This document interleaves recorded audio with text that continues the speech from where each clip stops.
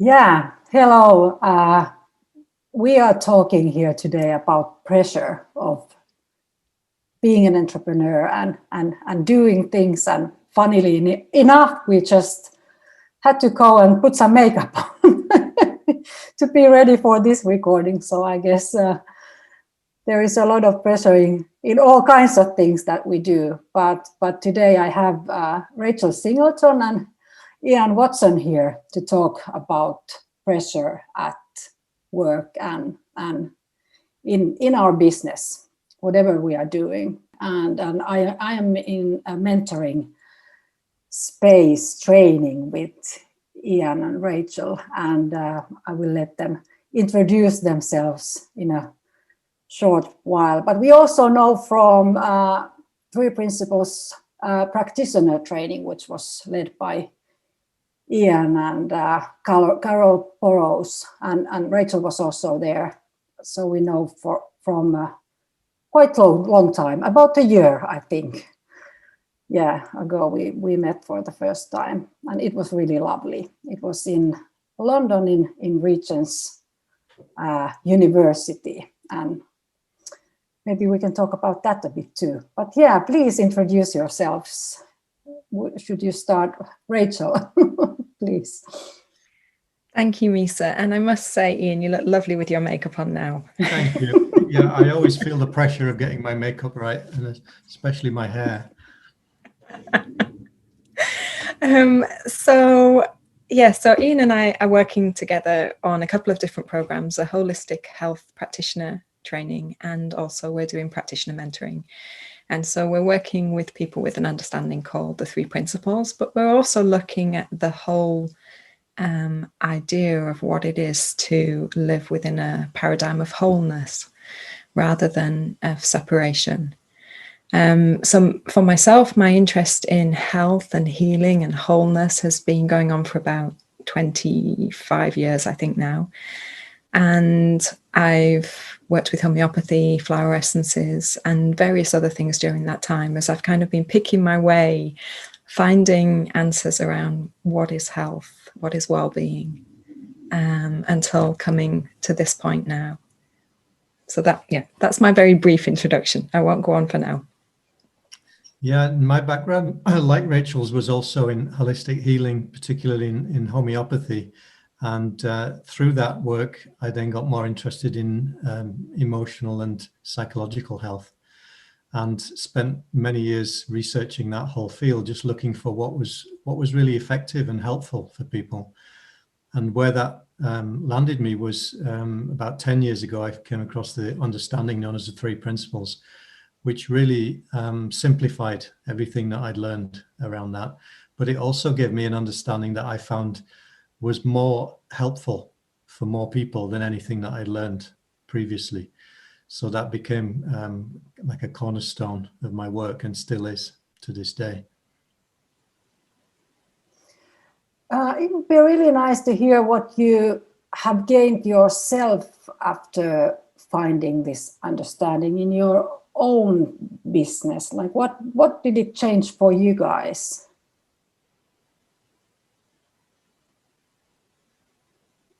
Well, the first thing that it did for me was that I'd learned a lot of different tools and techniques, different ways of working with people, particularly for psychological and emotional health.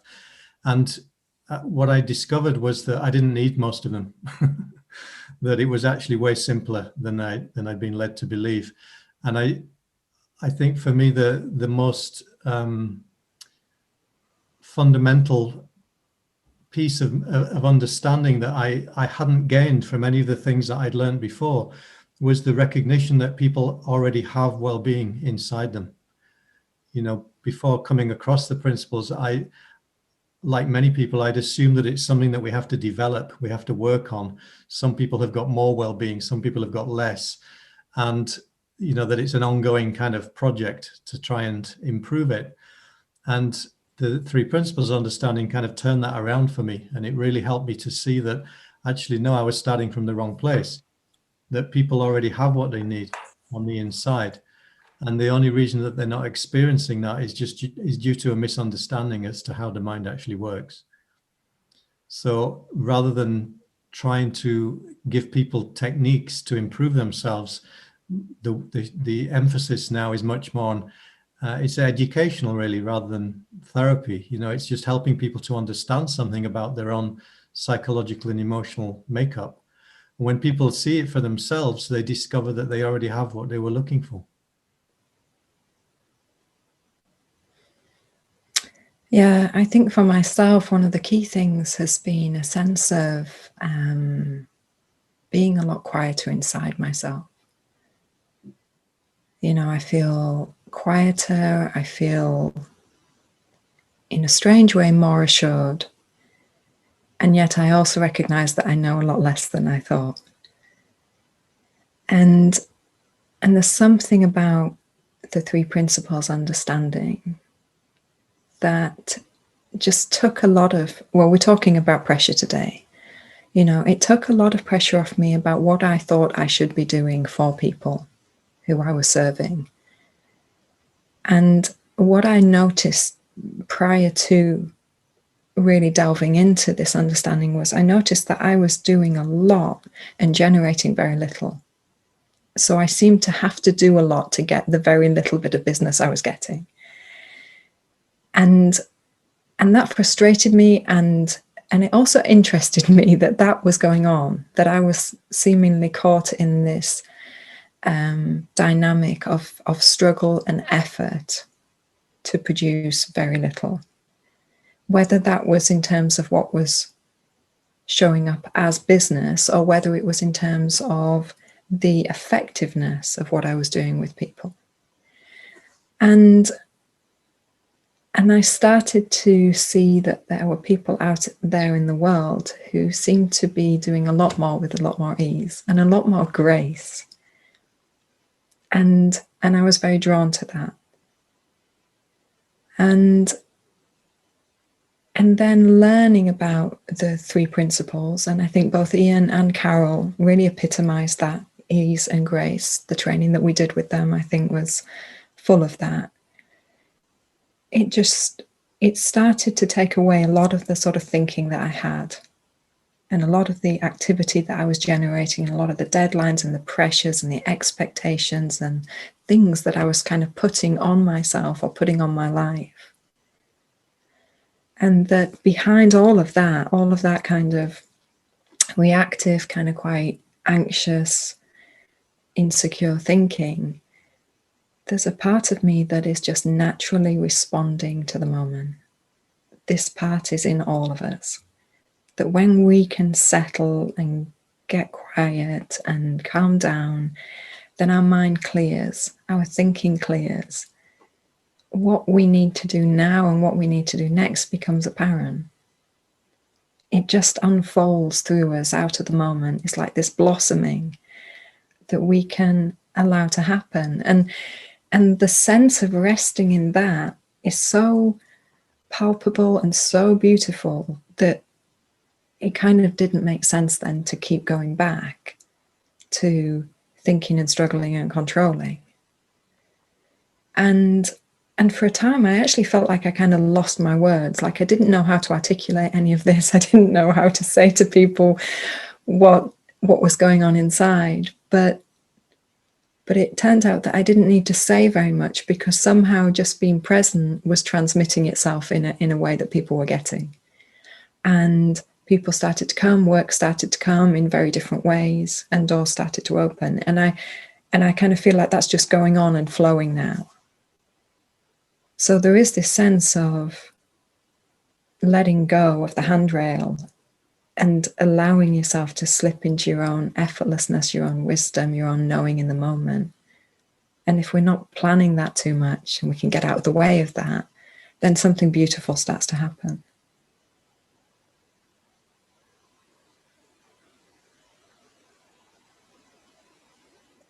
That's very beautiful, Rachel, how you told about that. And also I think that we were discussing just before we started that I think that I have three kinds of people coming to me, that the one unifying thing is the lack of clarity, but underneath that there is like this that I have too much stuff, like you were just telling, that you have too much of these things that you should do or you must do, or you think that, you have to do this or have to keep this to-do list and keep working on it. And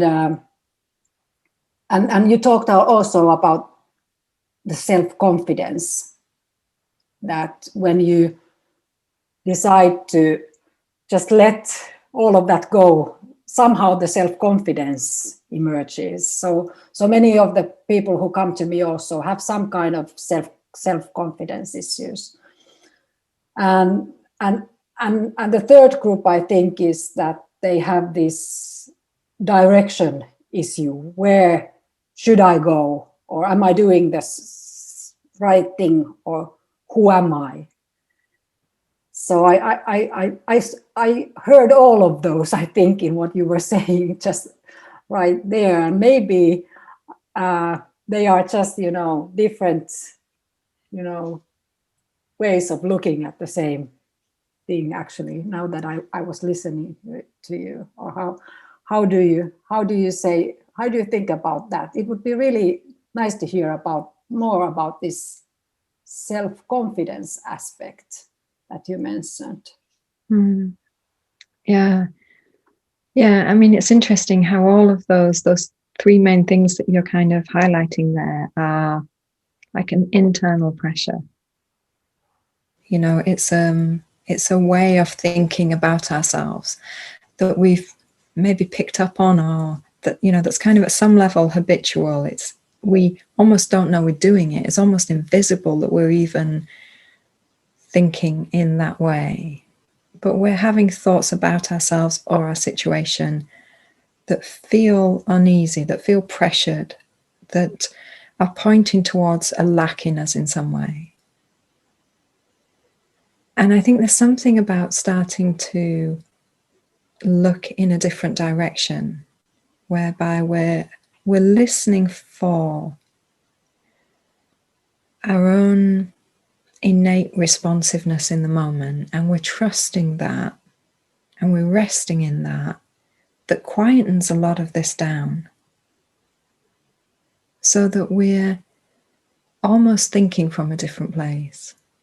It's like you could say that this is our more conscious self, and the other is kind of like a habitual, unconscious, repetitive thinking. We've probably been thinking about ourselves and thinking about our world in that way in some shape or form for most of our lives. It's very familiar. It's like falling into this rut, and we can just keep going and keep going and keep going for hours and days. But what accompanies it is unease, pressure, stress, unhappiness, suffering. And that shows us something. That shows us that the quality of our thinking in that moment is maybe not the best for us. And in a way, this sense of self-confidence comes when we almost go behind the self that we think that we are. We're resting in a wisdom that just moves through us. And it's so there, it's so present, it's so responsive. And it feels so relaxing, and it feels so true. And it's within everyone that the uncertainty, the unease, the shakiness, the insecurity, all of that just goes quiet. It just settles. Like our reset, our natural regenerative state is this beautiful, quiet state. What would you say, Ian? What would you add to this? I think there's like two ways of thinking about confidence. Often we think of it to do with, if we learn a new skill, let's say, there's a period when we don't feel confident because we truly don't know what we're doing yet, And once we get to a certain level of competence, there's a kind of confidence that comes along with it. But I think what we're talking about here is what I would call more a natural confidence, which is not to do with that. It's not something that only applies in a certain area, where we've learned a certain skill. It's more the kind of confidence that you see in a 3-year-old who just decides they want to have a go at something and off they go, you know. And we all have that. We've all experienced that, at least, you know, when we were young children, where you just had a natural curiosity and we had an inbuilt sense that we could at least give it a go, you know, that we had what we needed to respond to life in whatever way life was showing up. And then, so you could ask the question, well, what happens to that? You know, what happens to that natural confidence? Where does it go? And it can seem as though it gets eroded away or disappears. But what I've come to understand is that that's not actually true. All that happens is that something else gets laid on top of it. And that's what I think you've been illustrating there, Rachel, nicely, is that all that gets laid on top is an habitual way of thinking about ourselves, which we don't realize is becoming habitual. But we learn somewhere that there's something lacking within us, or something broken, something wrong, that we're not whole and complete within ourselves. And that gives rise, as soon as we take that on as a kind of unconscious belief, it gives rise to a background feeling of insecurity. That we go through life then feeling like our starting point is always, you know, there's something missing. I'm going to be found out here. You know, I don't have what I need. I'm not good enough. You know, whatever version of that is running in our psychology, it creates this kind of background insecurity. And then we can believe that we need to do something in order to gain that confidence that we feel that we're lacking. And it's like a vicious cycle at that point. You know, we're literally like a dog chasing its tail, because there isn't anything we can do to improve or restore something that we haven't lost. You know, we haven't actually lost our innate sense of okayness and our natural confidence. It's just being covered up. We're just getting distracted away from it all the time. So what Rachel and I have both discovered, and you too, Miisa, I think, through your explorations, you start to realize that in spite of those things that we've learned, that conditioning and those false ideas about ourselves, despite that, who we are in essence is still fully intact, and it's still available to us, and that we can, at any moment, we can reconnect to that natural confidence that we had as children, and we can start to live from that in our daily life once again, even as adults. It's not something that any of us have lost. And then we start to regain that natural ease and that natural curiosity and that natural spontaneity that we had as children. It becomes available to us again in our adult form, which is a beautiful thing. And can I just add to that? I think one of the lovely things about this is that it's contagious. You know, so that when we're in that ourselves, people get drawn to it. They get magnetized to that because they recognize something in themselves that feels like home, you know, that they want to be feeling as well. And they come into that field looking for that. They come into that energy field looking for that. So it's almost like it's its own transmission, you know, it's its own advertising, it's its own radiance that somehow speaks beyond words.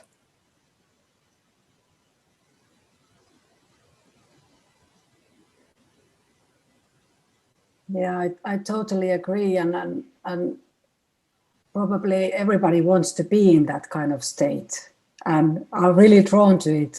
As you said, it's the natural state, but then we forget and we go back into this habitual thinking, and I guess it happens to all of us, even us three.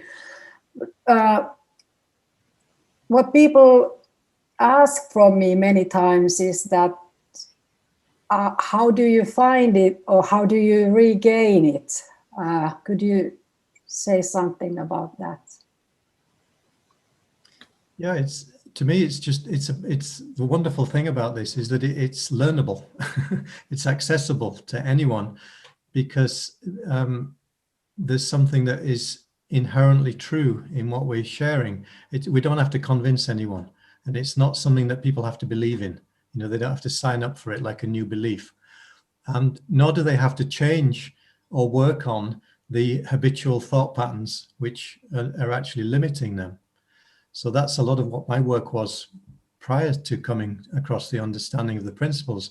I thought that you had to work on and change and, you know, get rid of the negative patterns, reframe them, turn them into positive idea, you know, etc., etc. And I discovered that you can do that for the rest of your life, and you can still be feeling just as insecure on the inside. So this is different.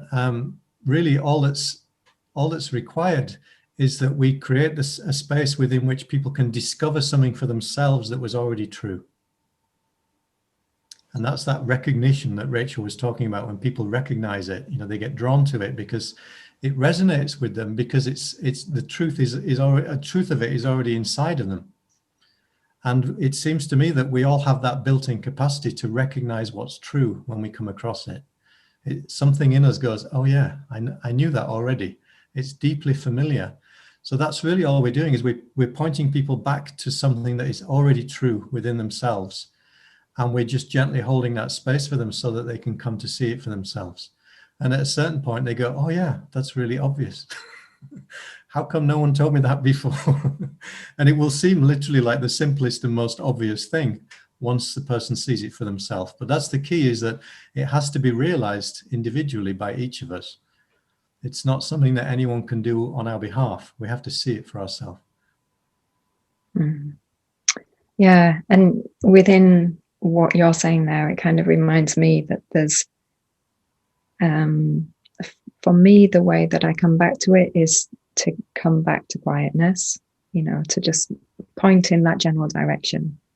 To, you know, if we think about throwing a stone into a pond and how the pond gets cloudy and there's lots of ripples and there's lots of agitation on the surface at that point, and then eventually that rock is going to settle, the pond is going to settle, the sediment's going to go back to the bottom, and everything's going to become very clear again. And, you know, if we can remember that when we're in that agitation, that when we're in that thought storm, we can take ourselves back to just quietly listening to something beneath that, just pointing in that direction, then knowing that we can do that for ourselves, that our mind naturally wants to quiet and settle like the pond, helps us to kind of navigate, to just sort of point it in the general direction of something else. And then in terms of how we can share that then with others is, you know, almost holding a space that is just that clear bowl, that clear pool of water that they can come into, that they can enter, that they can feel themselves settling and quietening in.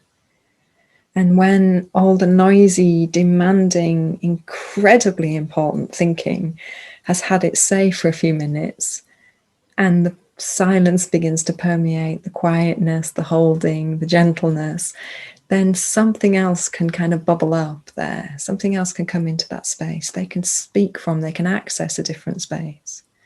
So as a therapist or a coach or an entrepreneur, as a manager, you know, we can offer a space where someone can come in whatever busy frame of mind they're in, and that can all be starting to come out. But something about the bigger vibration, the bigger frequency is settling. It's helping them to see their own wholeness, a bigger perspective, a sense of something beyond just what's going on that whirlwind of thought.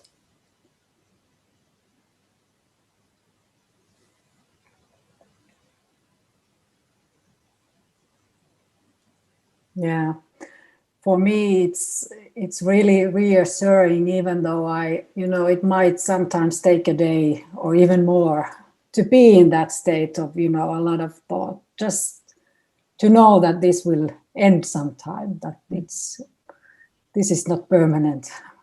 I will get out of this.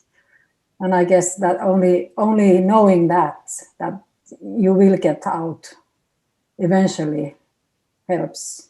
Maybe even getting out faster and faster. Or how do you think? Yeah, I think that's one of the crucial pieces of this understanding, is recognizing what's temporary and what's constant. And most of us in our mind, we often confuse the two. We get it mixed up. When we're in a low mood, or we're in a state of distress or insecurity, we often feel that that's constant, that that's going to be permanent. This is who I am now. I'm going to be like this forever. And we forget that the moods come and go, and that we can feel differently very, very quickly. As Rachel used the word thought storm, when we get into a thought storm, it's literally all that we can see and feel for as long as it lasts. But even when we're in it, we can simultaneously know, as you've just said, Miisa, we can know right in the midst of it that it's temporary. Just like weather storms, they can be really severe and the sky can seem black and it can look like it's always going to be black. But we can also simultaneously know that, well, it's going to pass at some point. It looks more bleak than any other storm I remember, but the nature of storms is that they pass. And the nature of thought storms is also that they're temporary, that thought is always being renewed. It's always subject to change. But there's something sitting behind whatever kind of thought we're experiencing. There's something sitting behind it which is not changeable, which is a constant. And that's the innate confidence and well-being that we're pointing to. That doesn't go away. It's always there. It's always available. All that's happening is that we're turning away from it temporarily and wondering where it's gone. And then we remember, we turn back towards it. Oh, there it is again. It didn't go anywhere. So it is reassuring to know that. Yeah, there's a real kindness to the design.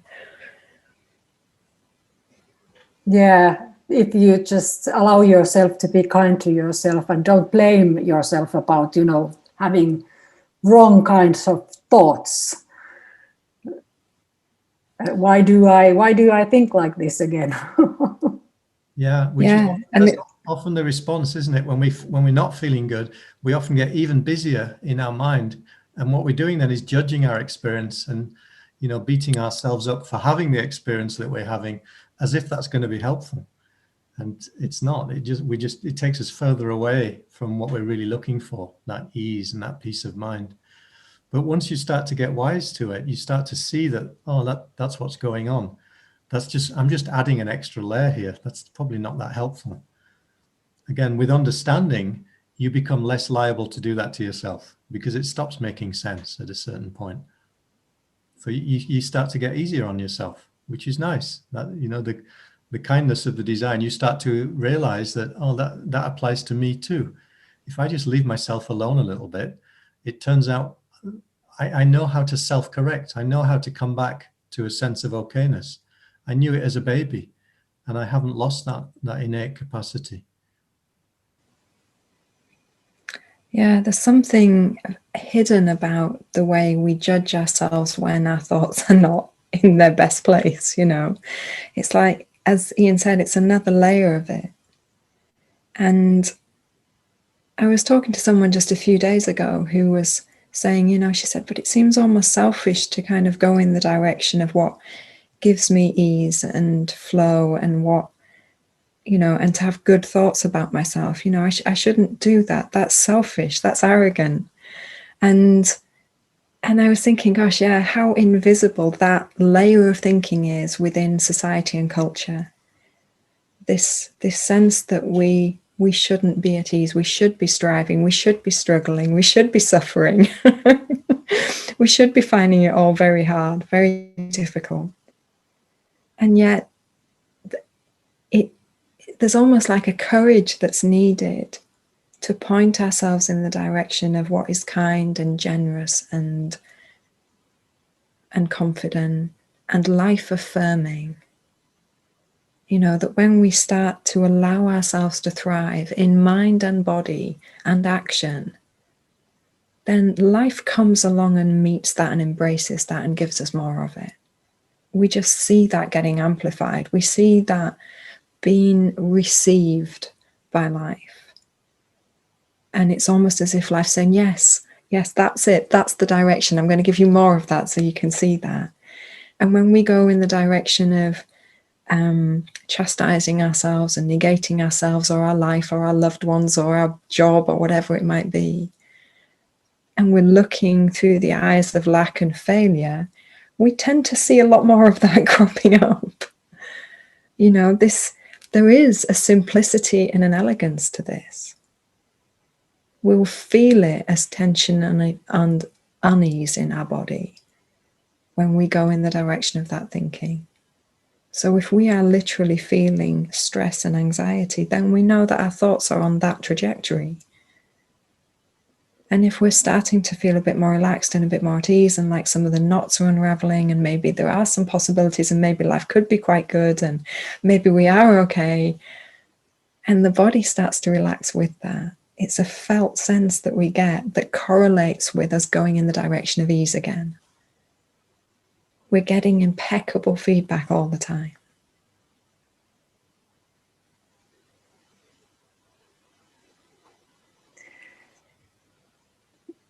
Can I ask about, before we end this conversation, we were talking about, effortless success, and now we have been talking about this, that we shouldn't put so much shoulds and like musts and like that on ourselves. But how about,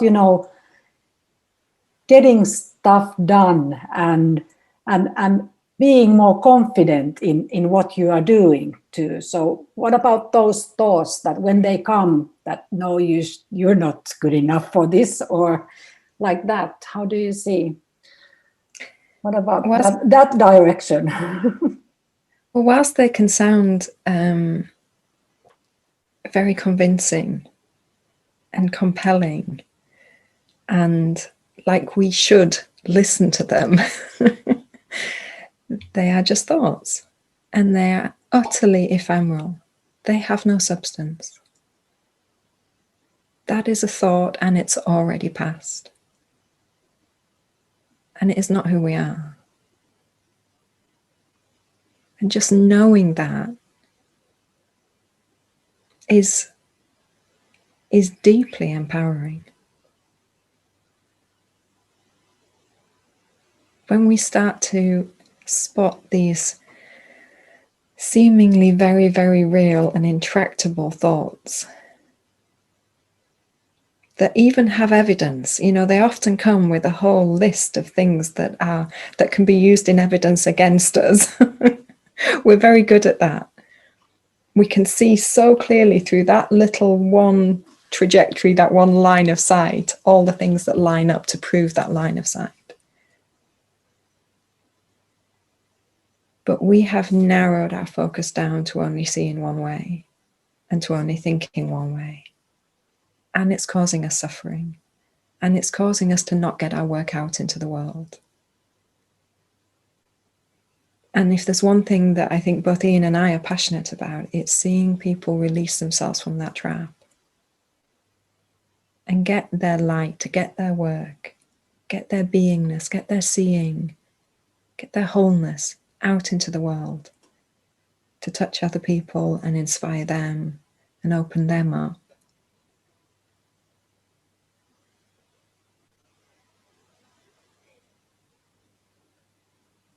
And it's funny, it's kind of ironic, because when people come across this understanding initially, often what they hear in it, they think that what we're saying is just be passive, don't do anything, life will take care of everything.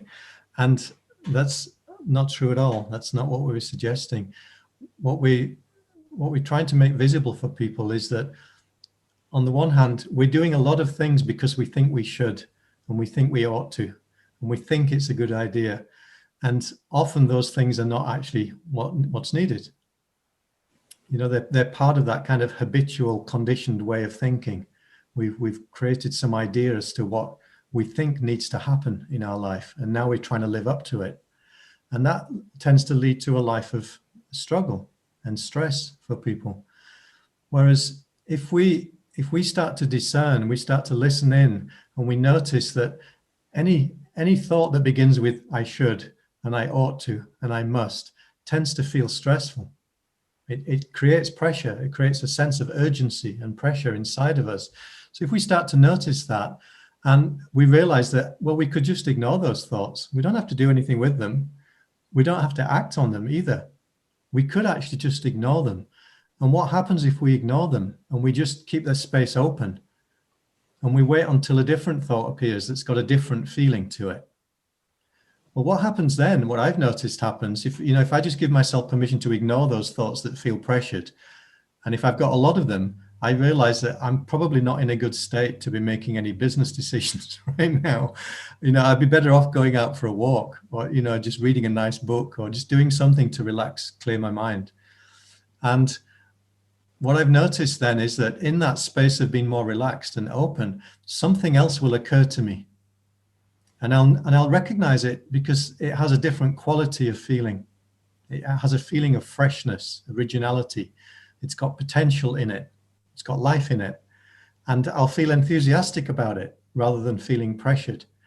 So if I notice that when it comes in, that I notice that I feel enlivened and uplifted, and I start acting from that feeling, I'm going to get things done. I'm going to take actions, and I'm going to make decisions, and I'm going to implement those decisions, but it's not going to feel like hard work. It's not going to feel stressful. It's just going to feel like the natural thing to do. So this is how we get things done in a way that's, we use the term effortless. It's just more easeful. We're actually utilizing our energies. We're still doing things in the world, but we're allowing them to be directed by this inner feeling of rightness and of ease and of comfort and of enthusiasm, rather than being directed by I should, I must, I need to, I ought to. It's a completely different feeling behind it. So it doesn't happen that you become passive and don't get anything done as a result of this understanding. What happens is that your energies just get redirected and they start to be put to good use, rather than, we waste a lot of energy doing things that we really don't need to be doing. At least I do. I have done in the past. And you discover you don't have to do that so much. So you actually get more efficient also. That's so beautifully put. There's another little bit to that as well, which is that the energy with which we do something is the energy that then is the kind of genesis of that thing going out into the world. It's the birth of it. So if we're doing that from this place of struggle and fear and, oh my God, I have to do this, I've got to get on with it, I've got to, then it has that kind of frenetic energy going out with it. It's like it's got encoded in it. So if we're doing from a place of the doing that arises out of rightness, it has a very, very different quality to it. It goes out into the world so much more smoothly. And it's like we're birthing an energy from our doing. And if we can be conscious of that and again have the courage to do the things that feel right, that flow naturally, then it's amazing where they go. It's kind of miraculous, the energy that develops from there and goes on from there. Something very beautiful about it. I often think of that when I'm about to jump into being frantic. When I'm getting lost in the sense that, I really need to do this and I need to do it now and I need to do it in this way. I kind of think, hang on a minute. What I do from that place is going to lead to more of that.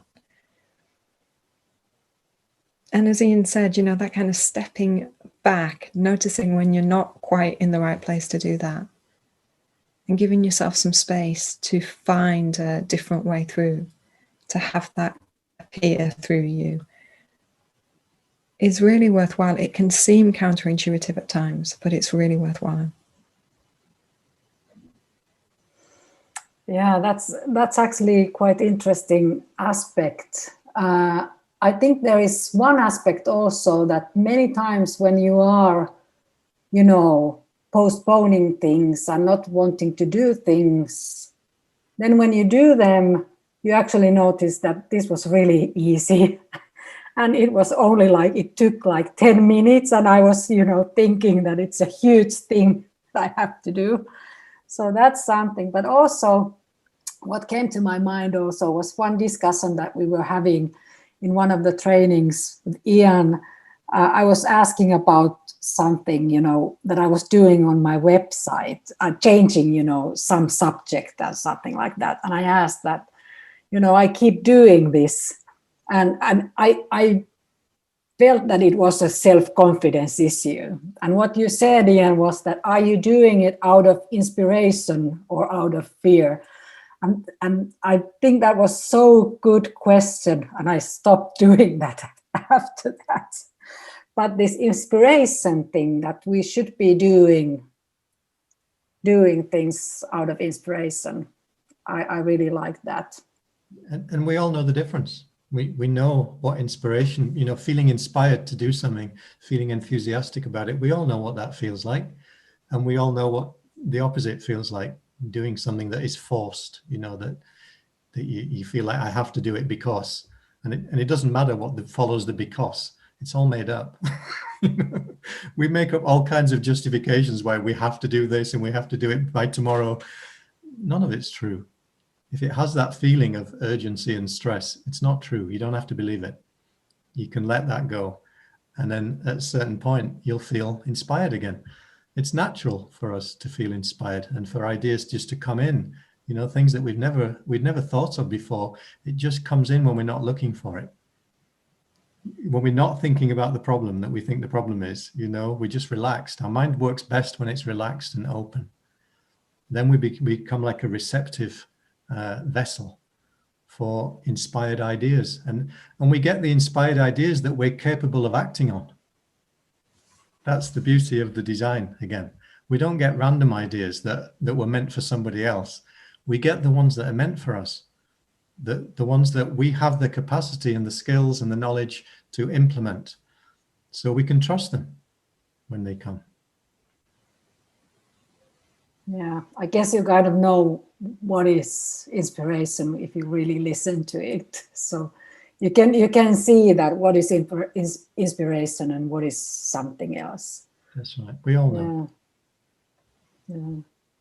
Yeah, that's beautiful. All right. Do you think that you would like to add something? Is something on your mind that was not said in our conversation, or is there something that you would, when you think about other people in your mentoring spaces, that what would be adding value maybe to them? I think, just there's something around the kindness and the gentleness of this. We spend a lot of time being quite harsh with ourselves in our heads, inside our own minds. We beat ourselves up, criticize ourselves, tear our lives apart with our thoughts, our thinking, our analysis, our critiquing. A lot of energy goes into that, and a lot of pain comes from that. And this is pointing in a different direction. It's saying we are conscious and we can use our consciousness in a different way.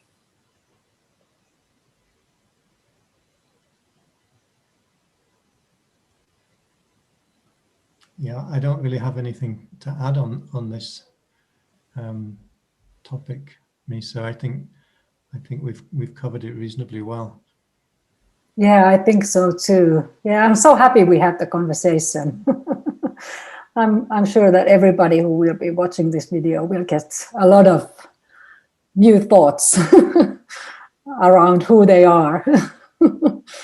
Yeah, thank you so much. Pleasure. Thank you. It's been lovely. Thank you. Thanks. All right.